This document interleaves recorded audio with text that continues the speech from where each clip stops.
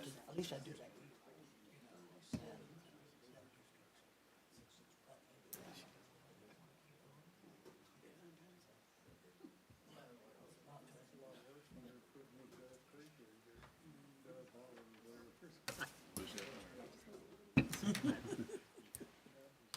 The reason. A big bucks.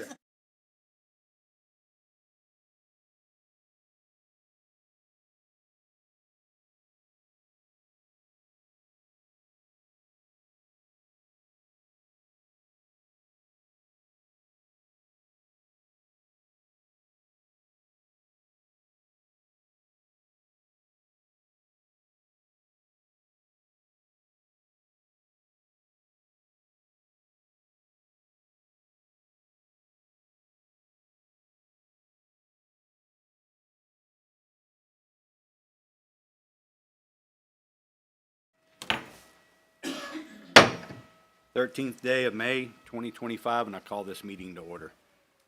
Roll call. Mayor Pro Tem Valadez. Here. Councilmember Predmore. Here. Councilmember Fisher. Here. Mayor Dickinson. Here. Councilmember Shipp. Here. Mayor, you have quorum. Should we stand for the invocation? Mike, mind? You would bow your heads. Lord, we thank you for this day. Thank you for an opportunity, another opportunity to be here in Bertram Day. Lord, I pray that you will give everyone's here to do the business of the city of Bertram wisdom as we handle that business, Lord. And we thank you for the opportunity that we have, the government that we do, that we can come and be heard and be heard by the people who are elected from our citizenship, Lord. Pray that you'll bless the city, bless the police officers, that they keep us safe out there, and all our first responders. And again, thank you for living here and in the United States of America. In Jesus' name we pray. Amen. Have the pledge of allegiance. I pledge allegiance to the flag of the United States of America, To the republic for which it stands, one nation, under God, indivisible, with liberty and justice for all.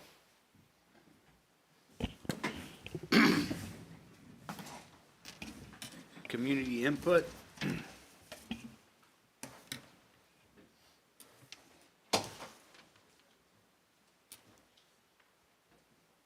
Thank you. Can you acknowledge that Pat came in? What's that? Oh. Hello, Pat. Pat just joined us. It's 12:02. I need help on this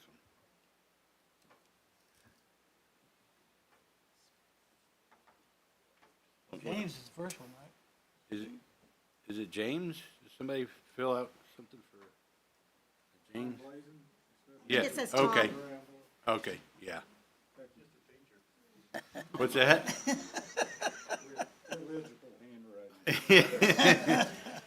Did you want to get up here and speak? We have 3 minutes. This is the time we have 3 minutes. 3 minutes. Yes, sir. I don't know if I can get all this done in 3 minutes. I got this letter from the city of Bertram concerning, to inform me of subdivision application that has been submitted to vacate the lines on the property located blah, blah, blah. The city council will meet today. And then all citizens have an opportunity to speak and be heard regarding the proposed subdivision information concerning these matters. And it's available for viewing prior to the meeting at City Hall located here, 28 and 5 p.m. Okay? Well, looking at the address and stuff, I'm assuming this has to do with those lots just down from the old Hotshot Pierce building that I own. And when they start talking about property boundaries, I'm curious how that's going to affect me personally. And so I thought, well, I'll just go over here and find out what's going on. So I came over here between 8 and 5 and asked, and I was told that there was nothing anybody could tell me about it. And so I kept kind of pushing the lady, and she said, well, just a minute, And she got another lady that sits over in that front office. And she came over and basically said the same thing. There's nothing we can tell you about this. The meeting's on this day. And so I kept pushing her for information a little bit. And she finally said, okay. And then she went and got a plat and brought me in here and showed me the plat, though she couldn't say a word about it. And all it was a rectangle drawn on a white piece of paper, which meant nothing to me. As far as moving boundary lines, which is what I was interested in, I would have liked to know where the old boundary line was and where the new boundary line was going to be and how that was going to affect me. That's what I was interested in. But nobody could tell me that information. I just found that rather odd, and I'm just curious why that is, that nobody can talk about anything like that. Are you asking me? I'm asking. This is really a time of us not, It's coming Having up, the- public hearing. yeah. That will be at the public hearing side of this. This is a time for you to be heard. It's not really a time for us to Well, answer you know, I've questions heard and that everything. before too, you know, and I understand that. I'm getting more accustomed to that. And the other question I have is, why suddenly are the city hall, these meetings being held at noon instead of in the evening when everybody's off work and can come to them? Is there some reason for that? Thank you. Thank you, John.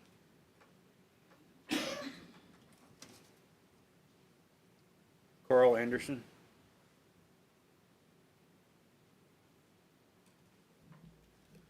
I got the same letter. I think Bond Street ought to be kept like it is now with businesses. They're still putting houses among this mix. That's my opinion.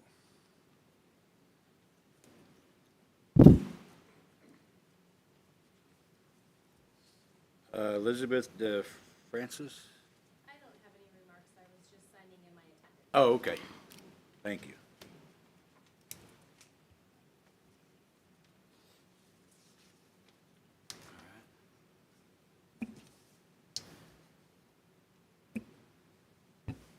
Do I have to close that? Okay. 1.1, administer the oath of office to the newly elected and re-elected city council aldermen. I do have it right here. So John and Anthony, Oh, I didn't even realize I was up. you were going to get sworn in again.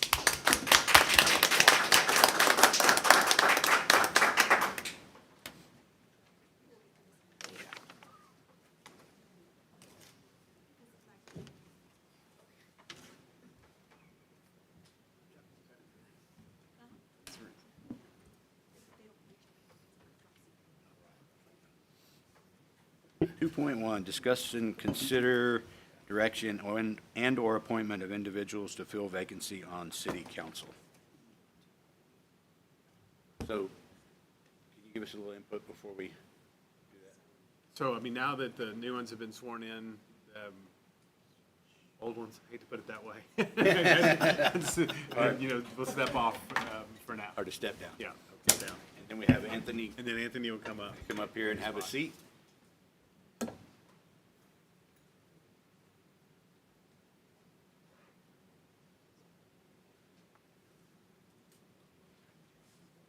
Pat, how long have you served on the council?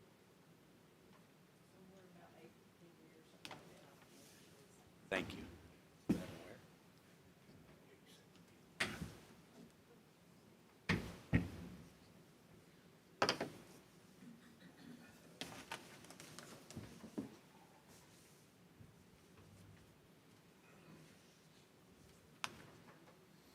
Consent agenda items 3.1, April 8th, 2025, regular meeting minutes.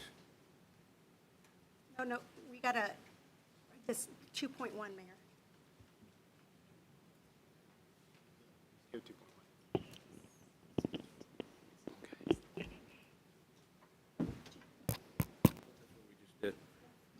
And discuss, Oh, discuss and consider direction and appointment of individual to fill vacancy on the city council. So we gotta make a motion on that? Well, so basically, so the question that I was asked is, basically, what are you required to do by law?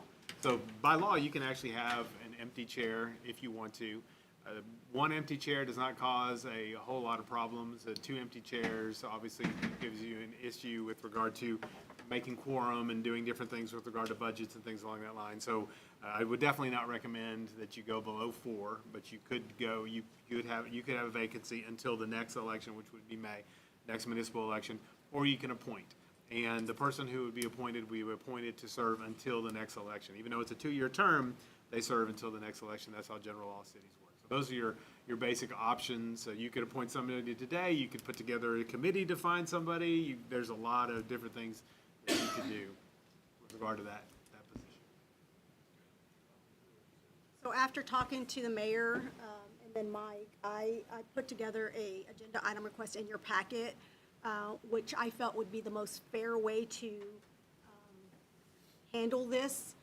And my recommendation was to open it up until the next council meeting and allow any citizen who is a qualified resident of the city of Bertram, is registered to vote in the city elections, just like you all had to put in your placement, for placement on the ballot, those people would fill out the same application, and then we review those, and then you guys make an action at the next council meeting based on who submitted their application for placement on a, wouldn't be a ballot, but just the application so that we can run the regular checks that we would run normally on you all when you guys put your applications in. Does that make sense? That was my recommendation, but you guys do what you want. I just thought that would be the fairest way to handle it. Thank you.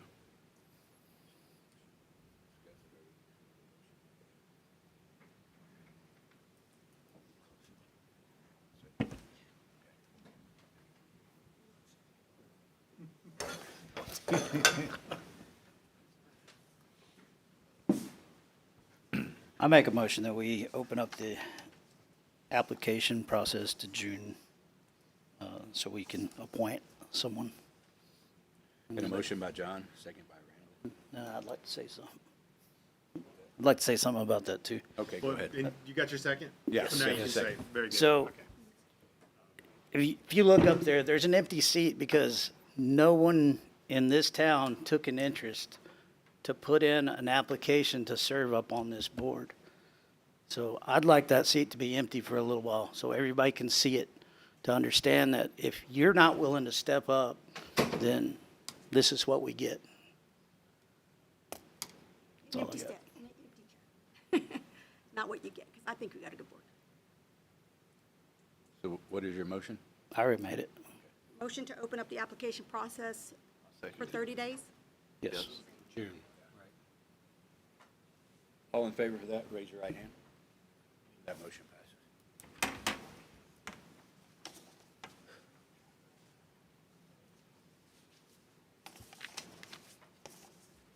So y'all got to see, we've never had to do this before, so I was kind of lost on what we were supposed to do today.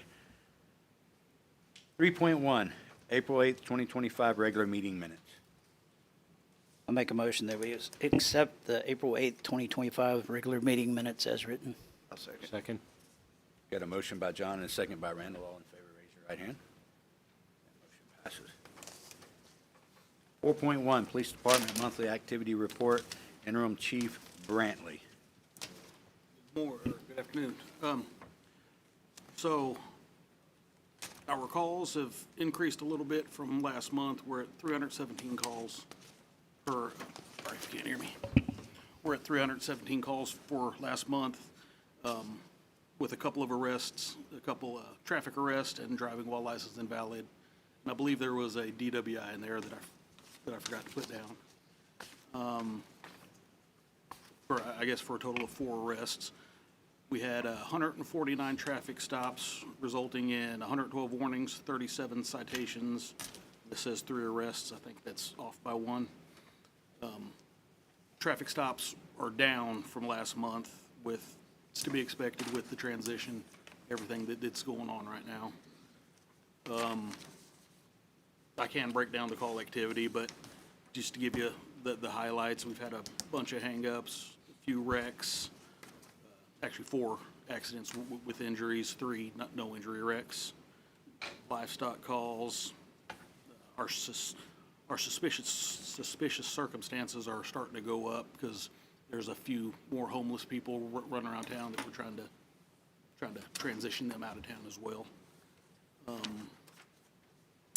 Animal calls are staying pretty consistent. We're at 12 for the month with 2 impounded animals, which leaves us at 29 for the year. We can't exceed 40 per our contract with the Hill Country Humane Society, but that's staying pretty consistent. And city violations, we followed up on 3. Most of them are on Live Oak. Has something to do with where we had the animal cruelty cases. They're gutting a couple houses. We were able to get them in compliance with getting permits to basically rebuild the houses. They were so bad they had to be gutted. And that's about all I got. Thank you, sir. Yes, sir. Appreciate it. 4.2, Municipal Court Report and Monthly Activity, Connie Fliss. Georgina, will you mind? So for April 2025, payments received in the court were $14,122.47. There were 15 new warrants and 29 warrants closed. There was 3 show cause hearings and 10 pretrials for the month of April. Okay. Thank you, Georgina.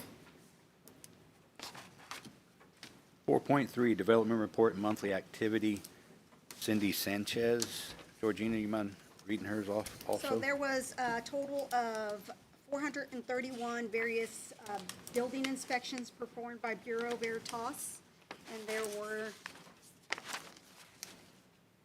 30 new permits issued, or various permits issued with valuations of $3,811,240 for the month of April 2025. Thank you. 4.3.1, Utility Engineering Group, Gary? Good afternoon. Provided a monthly memo, just a couple of updates on Lift Station D. We're still working on the permit with TxDOT. We need 2 roadway crossing permits, right-of-way crossing permits, and a driveway permit.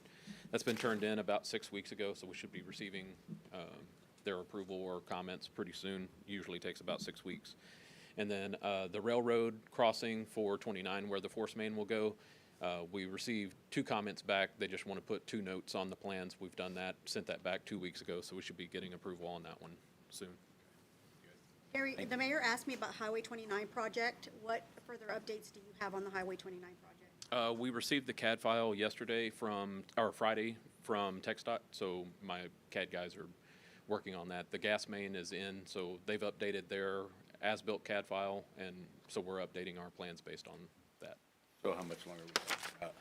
I haven't seen anything in their email that they sent on Friday. They said they were preparing the letter that y'all talked about on the call about a month ago for TxDOT approval. I haven't seen that, so it's still pending with them. But the CAD file that they sent me is the section from 1174 back towards PEC. So that's where the gas main and some other telecom work had gone. So it shouldn't take us long to update plans, but that doesn't include anything going east, depending on how the letter comes out of TxDOT for leaving that 8-inch line in place or not. I haven't seen anything new on that. All right, thank you, Gary. Is TxDOT still driving the timeline? Yeah, the email that they sent on Friday said that their consultant, Cobb Finley, has prepared the letter, and it was going through TxDOT for their approval prior to coming to y'all for review.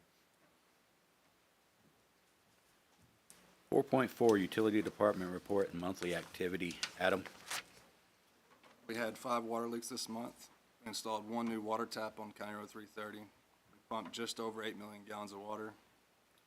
We ended up replacing just under 100 feet of old 2-inch steel line on FM 243. We did have 1 force main leaking in Dove Meadows. Completed 144 work orders and put out roughly 3 tons of asphalt. For inspections, Bertram Oaks, we did the final walkthrough, I believe, last week. They had a couple minor things, and they've already got those fixed. So just about everything in the field looked good. And they're still moving forward with the lift station. Thank you, Adam. 4.5, Current Financial Status of the City. Georgina? So in the general fund for April 2025, in the general fund, we have $3,075,978.84. In the utility or enterprise funds, $23,807,035.61 for a combined total of $26,883,014.45. Awesome. Thank you. Public notice. This is a time where if y'all want to discuss anything or have anything to say, this is where y'all going to come up during public notice. You got 3 minutes to talk what you want to be talking about when it pertains to the public notice that I'm reading out. So 5.1, public hearing on request for annexation from Lewis Park LTD for property with a legal notice is hereby given that the City Council of the City of Bertram will hold public hearing to consider a request by Lewis Park LTD to amend the zoning district map for 313 East Street. The legal description is Block 26, Town of Bertram, as recorded in Volume 51, page 566. In the deed records in Burnett County, Texas, insert 25.367 acre tract of land out of the Louisiana Cabasa Survey, abstract number 179. The application has requested that the property be rezoned from restricted commercial C1 and agricultural A to a single-family garden residential R-1-A.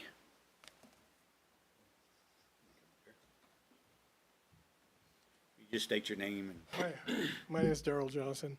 I live pretty close to this. I don't think the zoning should be changed. It's agricultural now, and our home is pretty near it, and we'd like it to stay as it is. Plus, if you put new houses in there,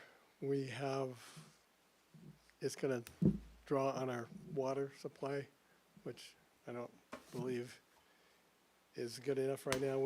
I've already noticed our water pressure diminished since we moved here. So that's my opinion. okay, I don't think you should change the zoning. okay. And you live, I live on 316 Main Street, right across the street from the school. okay. What's that? Okay, all right. Thank you.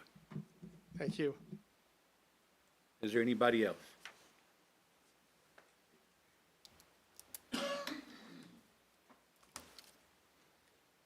I'm a loud talker, so I don't need this. Maria Lopez. I just have a concern because I live on 130, like on Sunset Oaks. And my concern is like, we already get like all the water from the school into our street. And my husband is the one that pays to fix it because it's like half of the street is like the city and then is the county. So if that, like, what are they gonna do with the water in that property? Are they gonna throw it out to Sunset Oaks, or what are they gonna do? Okay, Because that's money that is coming from my house into that street. all right, so you're right next to it? Yeah, it's like, the property is right here, and then it's the dirt road, so we live down there. And like right now, they started doing some holes, like for some kind of internet, or I don't know what they're doing. They left all the supplies in the middle of the street. So that's my concern right now. That would be the engineers that would do all the. Yeah, How I the mean, I water's got the letter and I was like, and I'm at work, so they're probably like, where is she? Oh, Oh, I'm sorry. And yeah, like, I don't know who said, like, this is like a really hard time for us to come and give our opinion, because I mean, like, we work until 4, and a lot of people work till 4 or 5. So that would be a good thing if you all change it later. okay. Thank you. Is there anybody else who wants to speak on 5.1?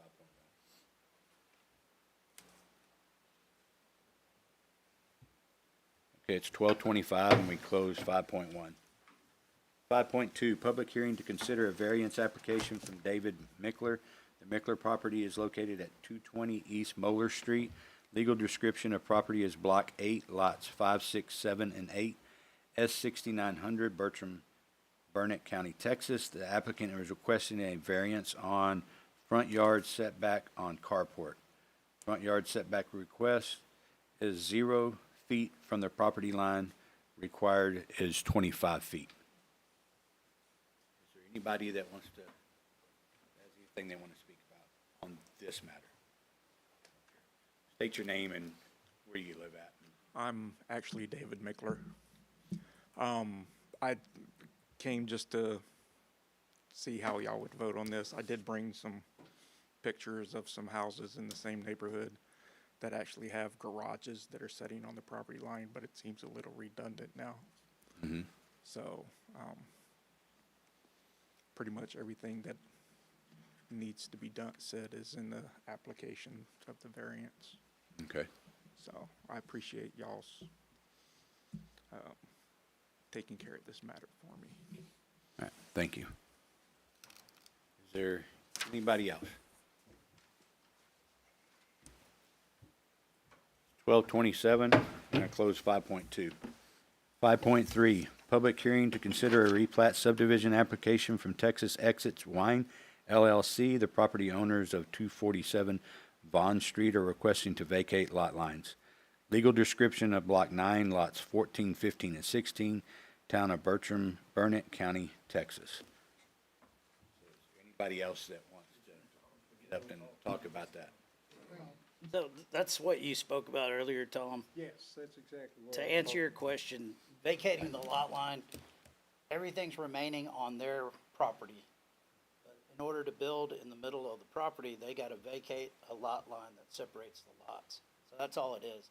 Doesn't affect The buildings on either. buildings on either side. It's just what's happening within that plat. Okay. Well, then, I'll go back to my original question. Why was that such a dark secret? I don't think it was a secret. I think it was lack of knowledge. That's what I'm gonna chalk it up to. And if you got a question, you're more than welcome to call me anytime. Well, you know, somebody, in the past, a while back, had that survey. And I noticed sort of conspicuously that they drilled a survey pin marking the actual boundary. Sorry.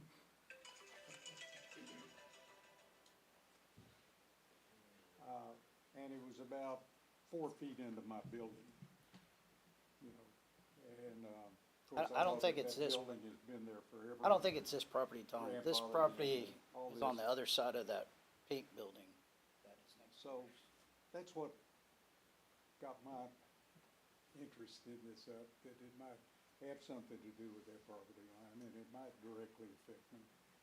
And yet, I couldn't get any information about it.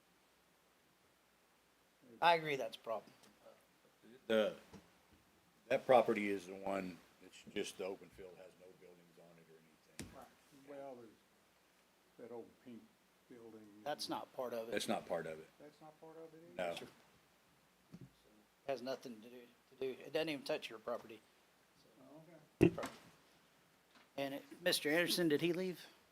To answer his question, they are not building homes on that property. It's gonna be a commercial building. Well, I know the winery thing. that Yes. was- But I assumed it took all of that property into consideration.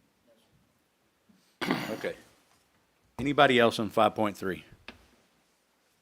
All right. 12:30 and we close 5.3.